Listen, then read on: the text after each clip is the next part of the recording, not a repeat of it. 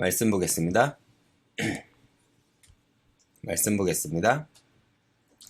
말씀은 이사야서 28장입니다. 말씀은 이사야서 28장 15절에서 18절입니다. 다 찾으셨으면 제가 읽겠습니다. 너희가 말하기를 우리는 사막과 언약하였고 스올과 맹사하였은즉 넘치는 재앙이 밀려올지라도 우리에게 미치지 못하리니 우리는 거짓을 우리의 피난처로 삼았고 허위 아래 우리를 숨겼음이라 하는도다. 그러므로 주 여호와께서 이같이 이르시되 보라, 내가 한 돌을 시온에 두어 기초를 삼았으니 곧 시험한 돌이요 귀하고 견고한 기초돌이니라. 그것을 믿는 이는 다급하게 되지 아니하리로다. 나는 정의를 측량줄로 삼고 공의를 저울줄로 삼았으니 우박이 거짓 피난처를 소탕하며 물이 그 숨는 곳에 넘칠 것인즉 너희가 사망과 더불어 세운 언약이 패하여 스올과 더불어 맺은 언약이 서지 못하여 넘치는 재앙이 밀려올 때 그것을 너희에게 밟힘을 당할 것이라. 아멘.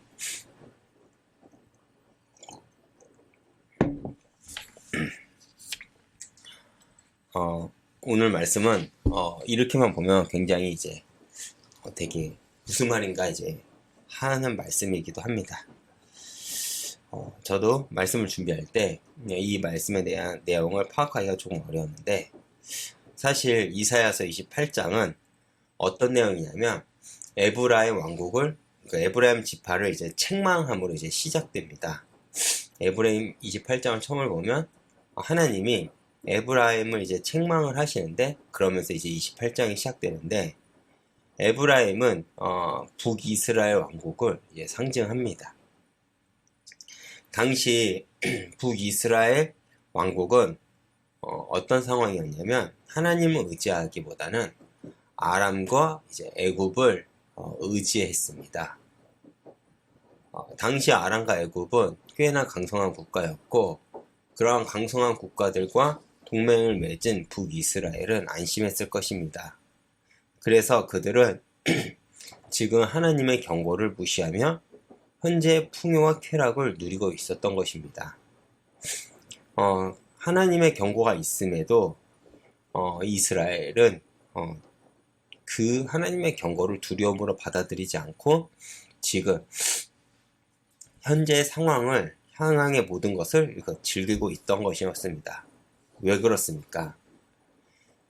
그들은 지금 이러한 풍요롭고 안정된 삶이 지속될 것이라고 이제 믿었기 때문에 그렇습니다. 그렇게 그들은 자신이 보기에도 영원해 보이는 지금의 삶을 누리고 있었던 것이죠. 다시 말해 지금 북이스라엘은 스스로의 영광에 취해 지금이 최고라고 여기며 살고 있었던 것입니다. 그런데 그러한 북이스라엘 향한 하나님은 뭐라고 하십니까? 4절에 보면 그들 보고 쇠잔한 꽃과 같다고 했습니다. 하나님을 버리고 자신들의 선택한 길을 걸은 북이스라엘의 이러한 교모는 오히려 심판과 절망의 길로 가게 한 것입니다. 그리하여 8절 말씀처럼 북이스라엘에는 추악한 술자리의 모습처럼 더럽고 부정함이 가득해 될 것이라고 경고를 받은 것이죠. 그럼에도 북이스라엘의 가장 큰 문제는 무엇이냐? 이 말을 아무도 듣지 않았다는 것입니다. 오늘날도 끊임없이 이제 하나님의 말씀을 통한 하나님의 경고를 우리에게 주십니다. 깨어있으라. 상황과 지금 교회의 형편이 지금 하나님이 우리에게 주시는 경고와 같습니다. 그런데 이런 상황 속에서 우리가 알아야 될 건 무엇입니까? 이 경고의 말씀을 흘려듣지 말아야 된다는 것입니다. 그런데 많은 이들이 신앙생활을 한다고 하면서 이러한 하나님의 경고의 말씀에 우리가 쉽게 듣습니다.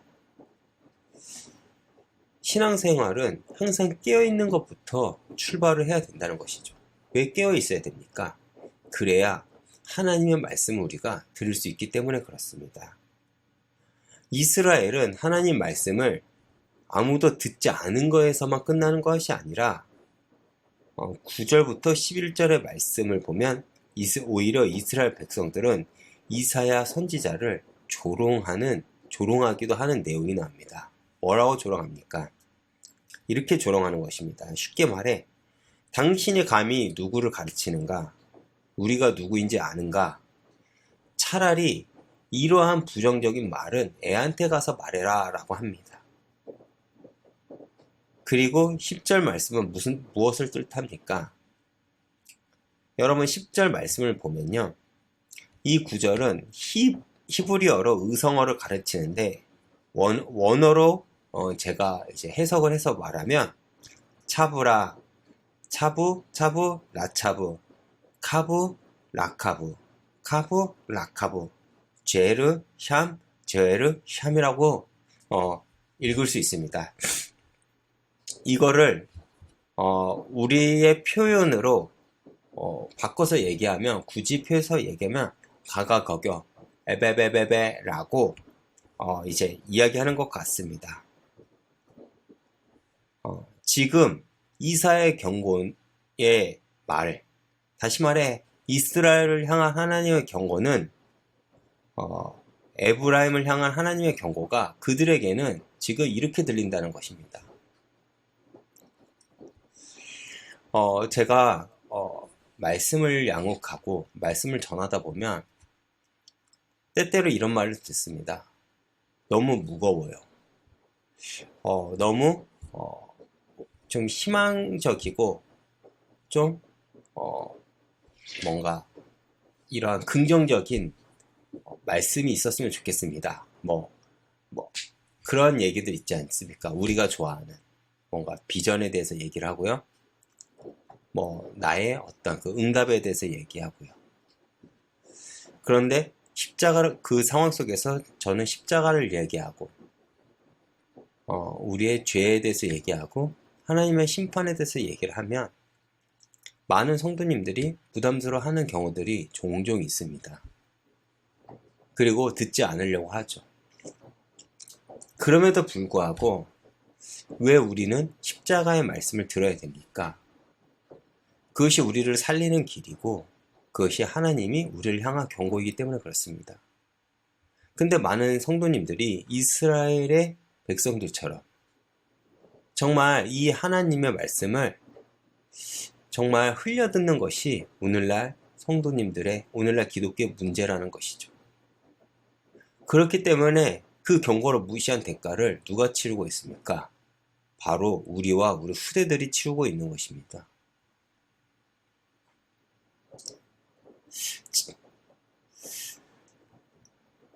다시 말해 이스라엘에게는 하나님의 경고가 아이들의 말처럼 어처구니 없게 들린다는 것이죠.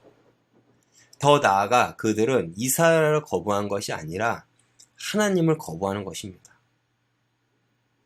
즉 분명한 하나님의 경고의 말씀이 선포되었음에도 아이들의 말처럼 우습게 여김으로 그들은 하나님의 말씀을 흘려버린 것입니다. 에브라임, 다시 말해 북이스라엘 왕국의 심판은 바로 여기서부터 시작이 되었습니다.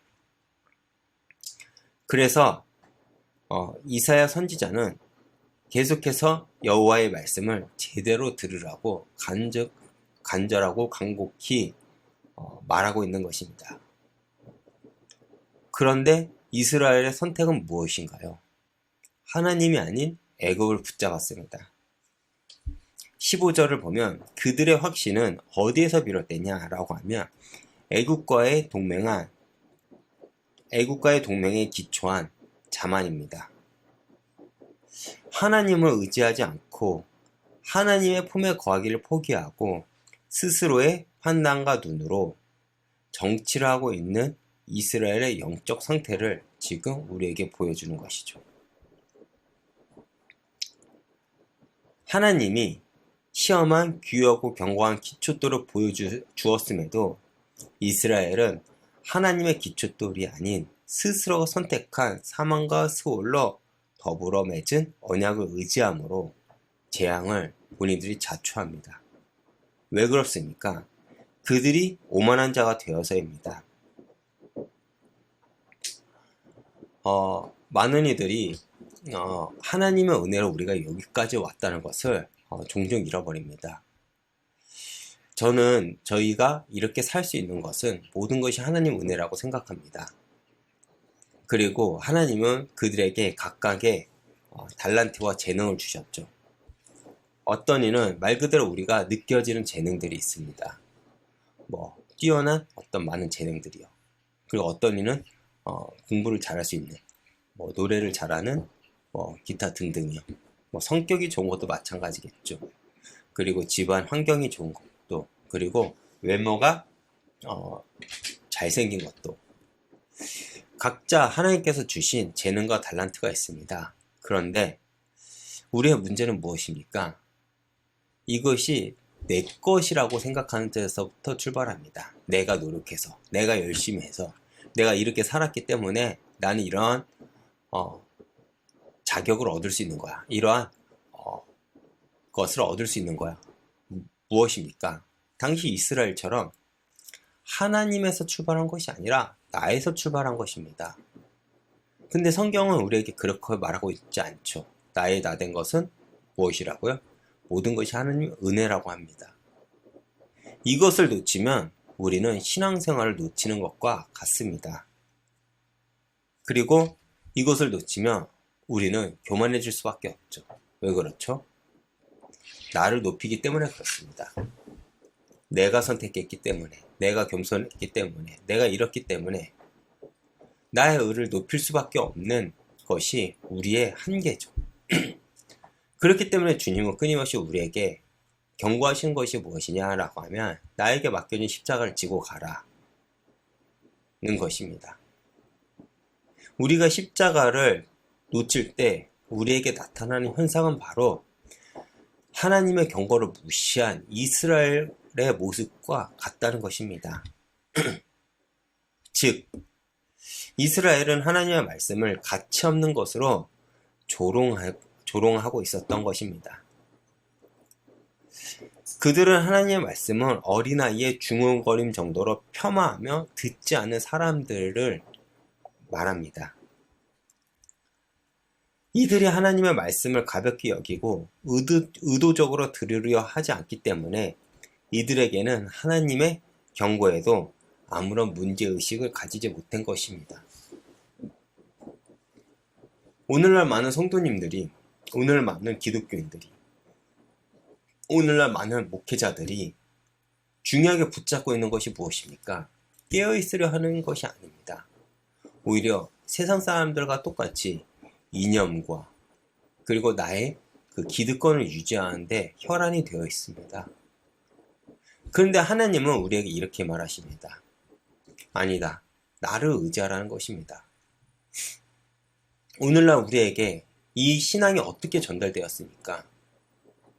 지금보다 더 혹독한 기독교의 핍박의 시대 속에서도 버텼던 것이 정말 하나님의 붙잡으심이 있었기 때문에 우리에게 신앙이 건너오지 않았습니까?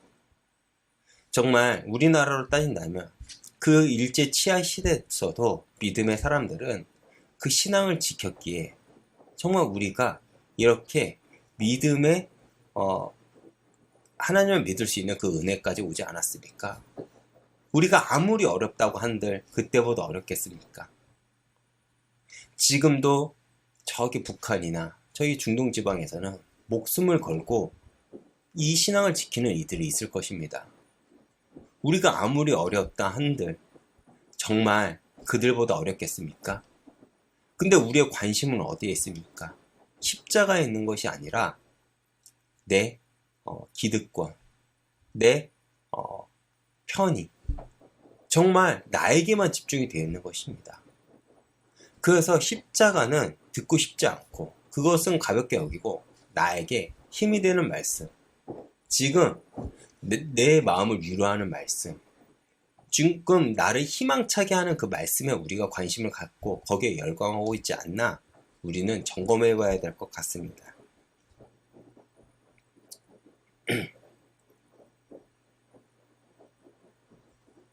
우리는 우리의 모습이 지금 이스라엘 모습과 같다고 생각을 합니다.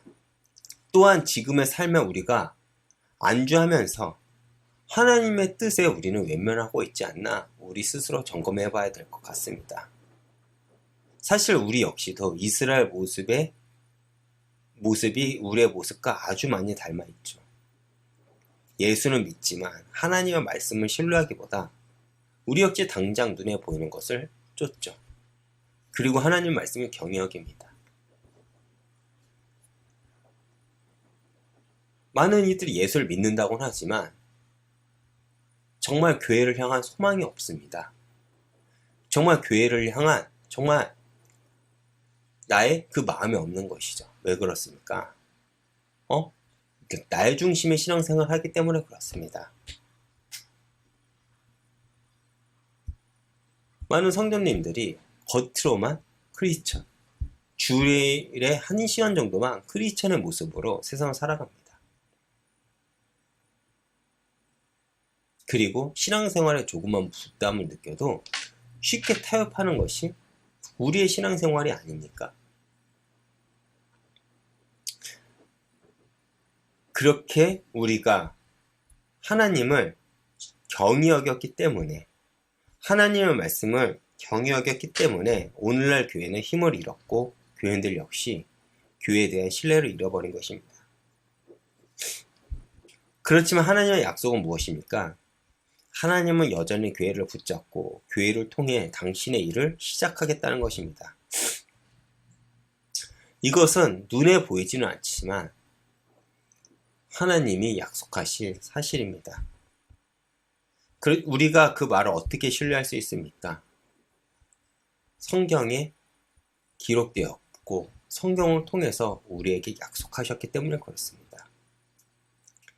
세상의 기준 속에서 우리의 선택이 미련해 보일지라도 우리가 하나님의 약속을 신뢰함으로 나아갈 때 하나님은 반드시 역사하실 것입니다. 예수를 믿는다는 것은 편한 길을 가는 것이 아닙니다. 고단의 길을 가는 것이죠.